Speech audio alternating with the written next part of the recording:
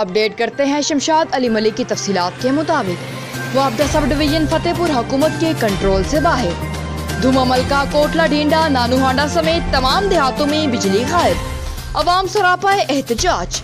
वापदा sub division Fatehpur में तमाम staff अपनी मनमानियां कर रहे हैं। बिला जवाज बगैर इतला 4-4 घंटे बिजली गायब।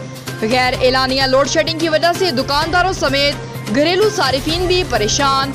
मस्जिदों मदरसों में गैर एलानिया लोड शेडिंग की वजह से नमाजियों के लिए पानी की भी किल्लत। वापदा फतेहपुर इस तरह लोड शेडिंग कर रहे हैं जैसे कोई किसी से जाती ना हो। ऊपर से कॉम्प्लीमेंट नंबर का रिसीवर उठा देते हैं। एसडीओ का नंबर भी बंद मिलता है। लोकल स्टाफ अपने अपने ताल्लुकात के मुताबिक काम करते हैं और अपनी ही मर्जी से ड्यूटी पर आते हैं। अवामी सर्वे और अवामी राय के मुताबिक एसडीओ, लाइन सुपरिटेंडेंट, ईएसडी समेत पूरे अमले को तब्दील किया जाए, उनकी जगह नया अमला तैनात किया जाए। अहले देहातों के मोअज़्ज़िज़ीन का हुकाम बाला से फौरी नोटिस लेने का मुतालिबा। Report Shamshad Ali Malik, bureau chief, Fast News, Gujarat.